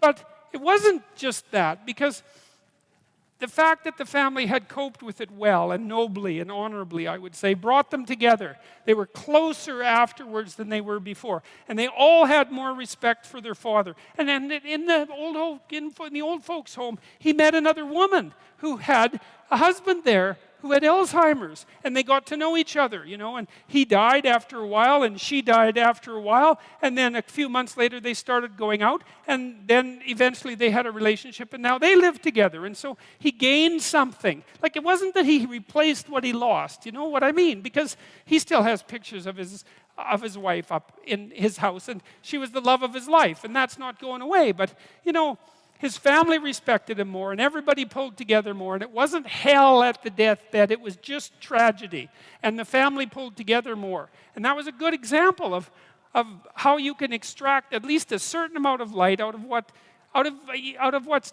dark, even at a personal level. And it's worth asking yourself. It's like, drop what you're doing that's foolish, that you know is foolish, and pick an aim that's worthwhile, you know, to make things better for yourself, like you're worth taking care of, like you're worth something, you know, and to surround yourself with people who believe the same and who are rejoicing in your accomplishments and unhappy when you fail, right? And you're comparing yourself to your accomplishments of yesterday and not to someone else's today, so that you're not jealous and bitter. And you put your own house in order so that you're not cursing the world when some of its disarray might be your fault. And you're trying to pursue something meaningful, and you're doing your best to tell the truth and all of that. And then you see what happens. Who the hell are you? You know, you think you're a miracle of some bloody bizarre sort. We've been around for 3.5 billion years. You know, every single one of your relatives propagated successfully. And here you are, against all possible odds, in this world of hell in some sense, and bitterness and tyranny and malevolence. And yet, God only knows what's inside you, this capacity for consciousness, the capacity to confront potential and to turn it into something good. That's us, man. That's the Western story. That's the individual as the cornerstone of the state. That's our responsibility, and it really is who we are. And so we need to know that, and we need to remember it, and we need to act it out. And then maybe we can see what we can do about it, you know, and see how good we could make things. And maybe that would be the purpose of your damn life, right? Not to be happy. It's like there's problems to be solved. Be happy after you solve the goddamn things, right?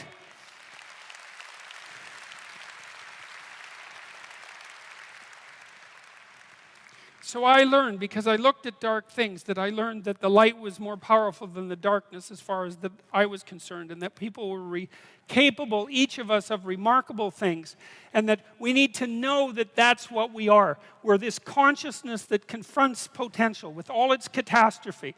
That's what we are. That's what makes us in the image of God. That's what gives us our intrinsic value. And that idea that we have intrinsic value, that's the bedrock presupposition of our state. We're going to question that, or we're going to live it out. Better to live it out. Find out who you are. Thank you very much.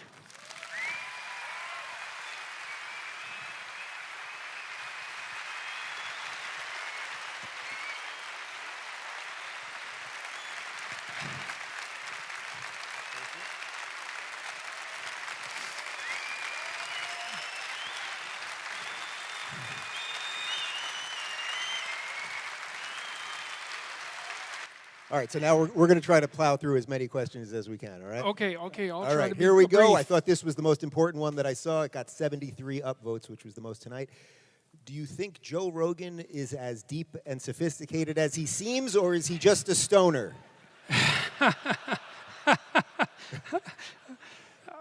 I've been in a room with lots of smart people where Joe was in the same room, and it wasn't obvious that he wasn't the smartest person in the room. So, you know, he's one of those characters he's not a formal intellectual, but often really smart people who have taught themselves, you know, and sort of come up in the world through their own devices, have an original intelligence that's not so obvious among, say, the more classically university educated, the more cookie cutter. And Joe is he's a remarkable guy. I mean, you think he's tough as a boot. That's the first thing. He's a fighter. That takes a lot of bravery. He's damn funny, like pro level funny. His net and often viciously funny. The thing he did on the Kardashians, that was just, man, I just couldn't believe that he would go that far. It was just, my jaw just kept opening more and more as he became more and more of, like he was this like, what gargoyle on a bedpost, right? Whispering in Jenner's ear. Yeah, God, very politically incorrect, very funny. And he's very brave, and he knows that there's a lot of things he doesn't know, so he's got a really intelligent humility, so he'll ask intelligent questions, and, you know, so he's been successful at like 5 things. So, he's certainly not just a stoner, that's for sure. I got lots of respect for him. The quick follow-up on that, obviously, is will the two of us smoke a blunt on stage? Do you have one? I'm sure it could be arranged. No, probably that wouldn't be. I think it's still illegal here, isn't it? Yes, it is. Yes, it is. One guy said no. It's not illegal in Canada, I'll tell you. We just made it legal. And now everyone is stoned all the time, especially in the winter when you should be stoned. Do your best Aussie accent saying, "Good day, mate." No way. I'm not doing that. No way. No, I can't do jokes on command. It makes me turn red and then I sweat. And I have this rule that I don't say things that make me turn red and sweat. So, which I'm doing enough. now. They went funny, this group. Who would win in a cage fight between a serotonin-filled lobster and a petted house cat? And a what house cat? A petted. You know, 'cause petted you're petting house cats cat. all the time. Well, it would depend on the size of the lobster. Right? I mean, equal weight? I'd bet on the lobster. Equal weight, I'd bet on the lobster. If it was a 60-pound lobster, there'd be no competition. One snip, that'd be that. But equal weight, the lobster would win. I like how he can give a scientific answer to even that. Especially underwater.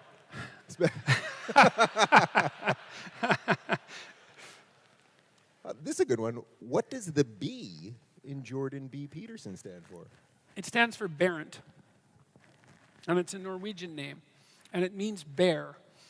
And not the naked kind, the other kind.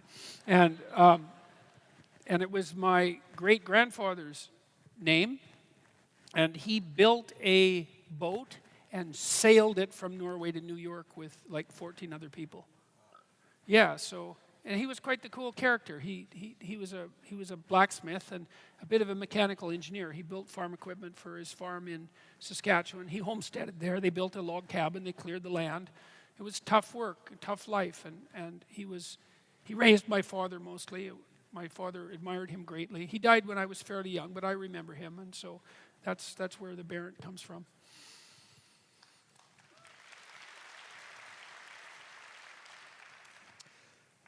You're stuck on an island, and you can only bring 3 things.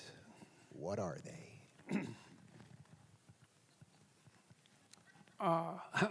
Well, a power boat with a lot of gas. Peterson! 3 things. Well, an axe, like obviously. You definitely need an axe. A knife, that would be good. Knife, axe, flint. That'd be good. Hey, isn't it the Australian guy? I might be wrong about this, but there's this YouTube show I watch about this guy who goes out in the outback, like with nothing. He just wears shorts and he goes out there and like builds little cities. You know, what's it called? Yeah, that's right. I mean, I think that guy's absolutely unbelievable, you know? It's so fun to watch him. It's like, well, I've got some shorts. Then he goes out and he gets a stick and a rock and he makes an axe and then he cuts down a bunch of trees, small trees, and he makes a house and then he builds a floor and then he builds a heated floor, which is really quite cool. And then he builds a water wheel and it's amazing. It's amazing to watch him. But I'd still go for the axe. I'd like the axe and the knife and the flint. And I think I could maybe not die instantly if I had those 3 things. Well, I'm going to read this one just because it's like, man, they've got like, you know, the most influential public intellectual we've got, and this was the question they came up with. I just have to read it. I guess I'd bring my wife too, but I don't think that would make her very happy. Just imagine I was having my wishes, you know. I'm on the island, a genie shows up, you get 3 wishes. Axe, poof. Knife, poof. Wife, poof. It's like, what the hell did you bring me to this island for? I don't think that'd be good. All right, well, wait till this one. Who is your pick to win the WWE Universal Championship at WrestleMania this year? Seth Rollins or will Brock Lesnar retain? It's Brock. It's Brock for sure. It's Brock. I have no idea who Brock is, by the way. The name sounds right. All right, let's shift gears a little bit. How many upvotes did that question get? That one got 12. 12. It's So like 12. That's really what 12 of you wanted to know. You don't want to know how many you're asking what kind of underwear you wear. All right, let's I'll shift. tell you what kind of underwear I'm wearing. All right. I've never done this before. All right. You're going to do But it now. it's funny. My wife bought me underwear with moose on them. And so I have to tell you that because that's a Canadian thing, like underwear. Not underwear.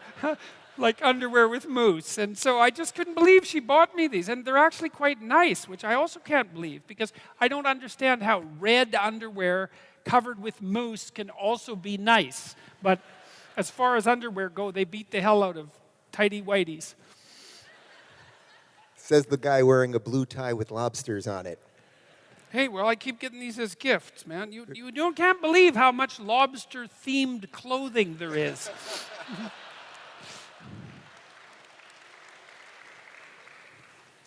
All right, let's shift gears a little bit.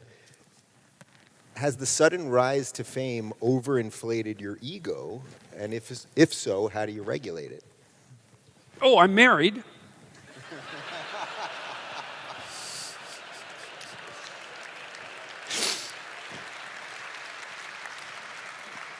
Well, and more importantly, I'm married to someone who's very sensible, and she doesn't let things go to her head, really. She doesn't get overly upset and desperate when things are overly upsetting and desperate, and she doesn't get overly enthusiastic and narcissistic when things are going well. She's very level-headed, and and we've been through a lot. We're not kids, my wife and I. We're both damn near 60, and we've had our kids and we have grandkids, and we've traveled all over the world and met all sorts of people and done all sorts of things. And so, we're reasonably sensible, and to the degree that we're not, we sort of butt up against each other and try to make ourselves slightly more sensible than we are. And so that's helpful. And also, over the last couple of years, I've been watching very carefully because, well, especially for the first year and a half, because I was always one utterance away from complete bloody disaster. And so I was watching what I was saying and doing very carefully, but I had people around me who were doing the same. My wife being foremost, my two kids who are both awake, and careful, and they were keeping a close eye on things. And my parents are still alive, and they were watching as well. And I have a group of friends, some of whom I lost some friends, but I kept a number of them. And they were watching very carefully and letting me know when I was not, a little too angry maybe, or a little too acerbic or arrogant. All those things, they'd let me know right away. And so, and I've been a psychologist for a long time, and I know, especially from reading Carl Jung, about the danger of ego inflation. It's not something that you want to mess with. It's very dangerous. And, I tell these archetypal stories a lot, and I learned from Jung 30 years ago that knowing the stories doesn't make you the archetype. And that's very, very, very important to understand, And so I try to be cognizant of my shortcomings, which are manifold, and to be grateful. That's a good thing. Like tonight, here you all are, and I'm really happy about that, pleased about that. And I would say grateful is a rough word to use because it's been overused, It's been used by people who it's been used to signal a virtue that is non-existent often. But I am grateful for this because it's so unlikely, that there's 5,500 of us here sitting together in peace and tranquility and harmony, trying to think hard about what we should be doing in our lives and how we can make ourselves better in a non-naive and non, what would you call it? It's that. There's a kind of striving for goodness that isn't virtuous. I think it's the praying in public kind. It's the I'm against poverty sign kind. I'm hoping what this is that it's the old original sin kind. You know, it's like, yeah, Christ, there's plenty wrong with me. And I include myself in this all the time, you know. I know there's plenty wrong with me. It's like, it'd be good if something could be done about it, even a little bit. And maybe that would make things a bit better for everybody. And maybe that's a noble goal. And maybe we can come and have a serious conversation about that for 2 hours and think hard about it. And maybe we can turn around our lives a little bit. And because I think we can do that. And that it's possible for each person to make things around them way better than they are. You know, not always, because sometimes you're in such a dire goddamn situation that basically all you've got is a hope for slightly less hell, you know. But man, you can make a huge difference in your life to take care of yourself properly, and a huge difference in your family's life, and a huge difference in your community's life. And it would be so good if we could. People wonder, well, what's the meaning of life? Like, what's it all about? What justifies the suffering and the misery and all of that? It's like, well, that's what justifies it. It's like you put yourself up against that. You think, okay, with all of this pushing against me, how much can I push back? Could I move the horror an inch back with all the strength that I have at my disposal? Man, and the answer to that is, yeah, you can.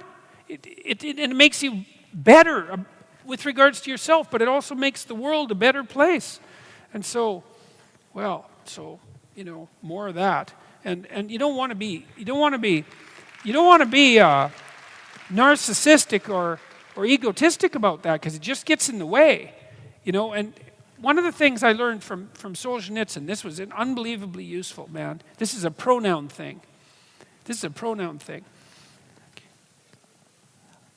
About 30 years ago, I came across this website that had been produced by this guy who was a paranoid schizophrenic.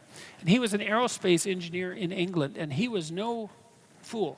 He was a real genius. He put together a really interesting site. And he had this delusion, he had developed this delusion that he was the center of the world. And he had this really complicated explanation, because he lived in the geographic center of England, and he thought of England as the center of the word that had spread around the world. And he lived right in the middle of the town that was in the geographic center. And so his schizophrenic fantasy had put him at the center of the world, the center. And he'd made a very elaborate web page about all of this. So I was thinking about that, the center of the world. I was also reading Solzhenitsyn at the same time, and Solzhenitsyn said, you know, that the world is constituted, and this is one of the fundamental axioms of Western civilization, is the world is constituted so that each person is a center of the world. Like literally. That we can't understand this, because we can't understand how something could be constructed so that could be the case, because we're used to things having one center. But the universe isn't like that. It has multiple centers. Every conscious being is a center, and a center of infinite scope in some sense, you know, like bounded but infinite, which is also very difficult to understand. And there's a big difference between being the center of the world and a center of the world. So if you remember that you're a center of the world, then you stay sane.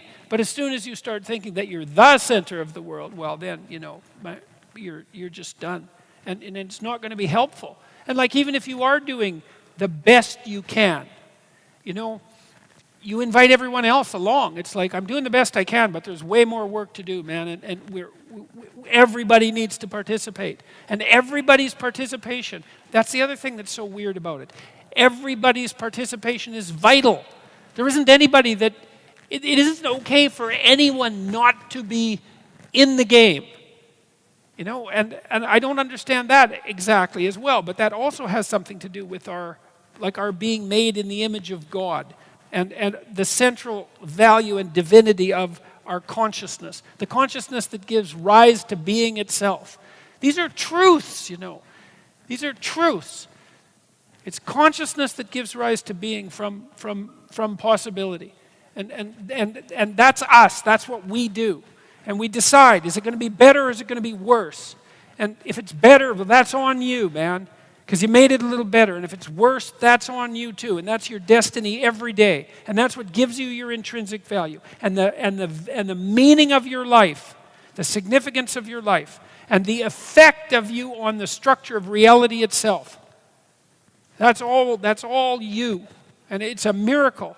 You know, and that is why I believe fully, that's why it says in Genesis that human beings are made in the image of God. And God is what extracts order from chaos, from potential. It's like, I don't think that can be said in any way that's more true than that. And it's a hell of a thing to contemplate. And especially when you think that you actually believe it. You know, because you do believe that you have intrinsic value. Our whole legal system is predicated on the idea that you have intrinsic value. Even if you're a murderer, even if you're accused of something absolutely heinous, there's still something about you that has value outside of the dictates of the state. And you treat other people like that. You know, if you're going to have a friendship with someone, or an intimate relationship, or love for a child or a parent, you treat them as if they have intrinsic and transcendent value. It's like, well, is it true or not? And if it's true, well, maybe it's an inexhaustible source from which you can draw. It's possible. It seems to be the case. And it's worth the experiment, because, like, what the hell else do you have to do that's better than to try that? So that's that answer.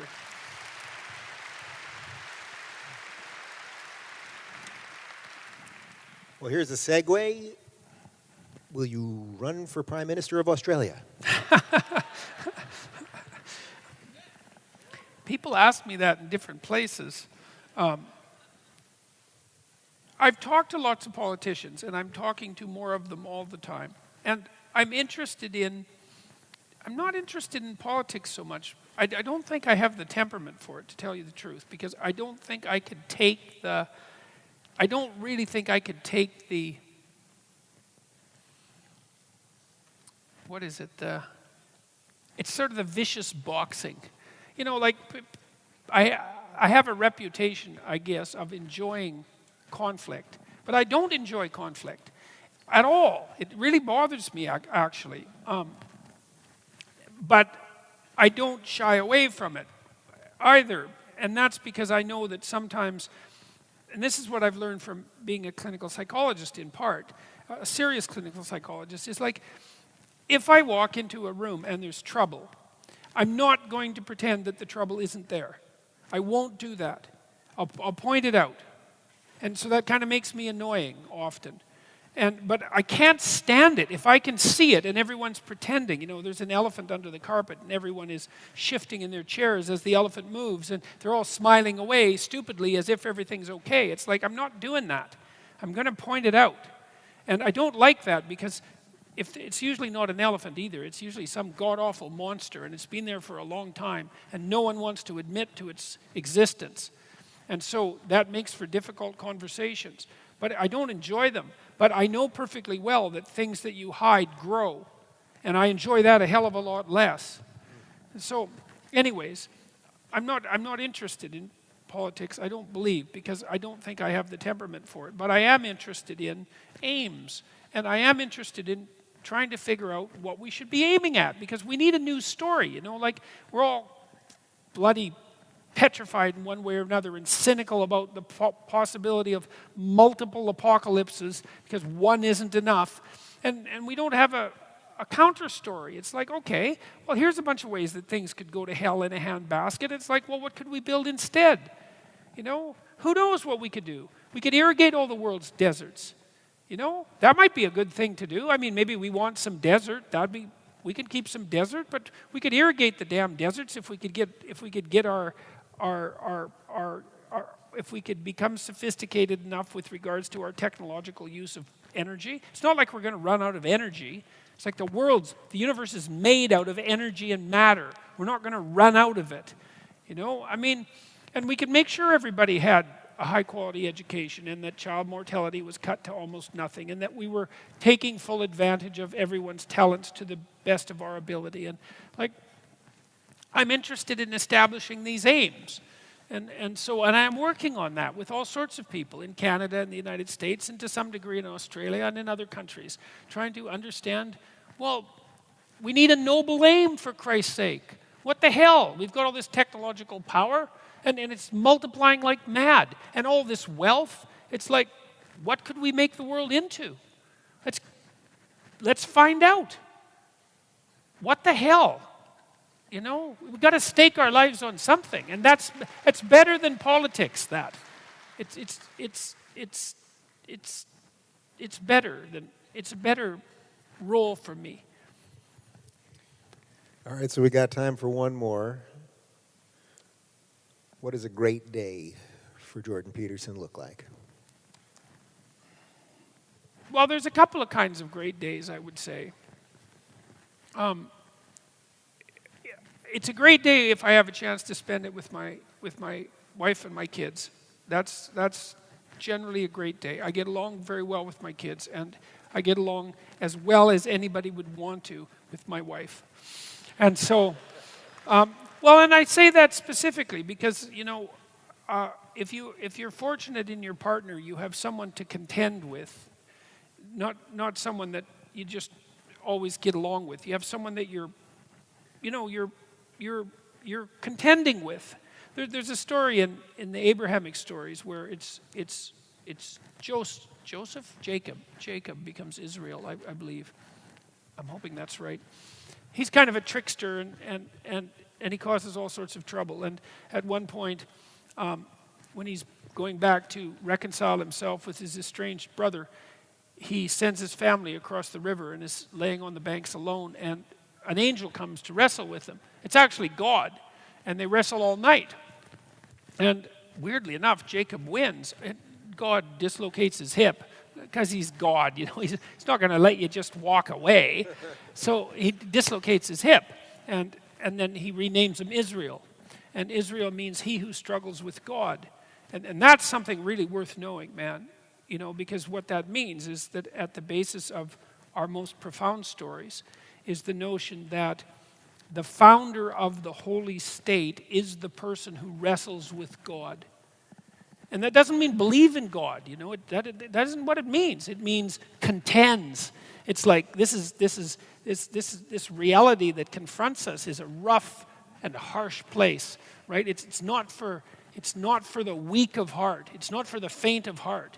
It's for the person who wants to step forward and contend.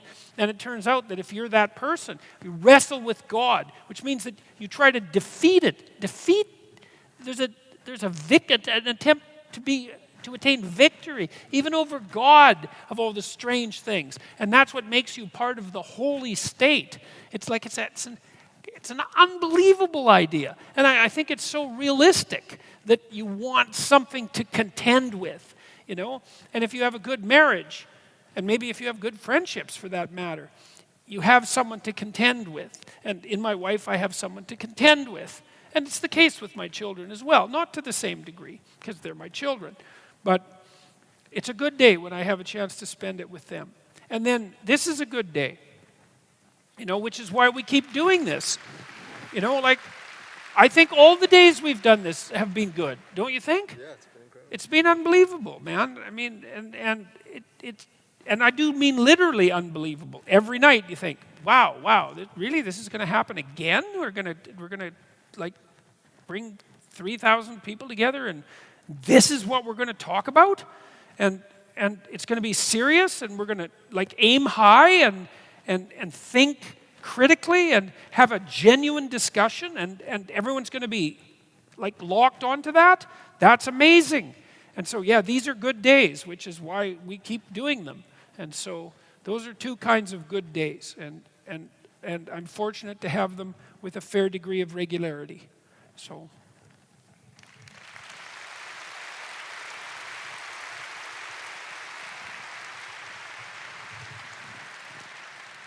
Well, that right there is how you circle up a show. So I'm going to get out of the way and make some noise for Dr. Jordan Peterson, everybody. Thank you guys for coming out tonight.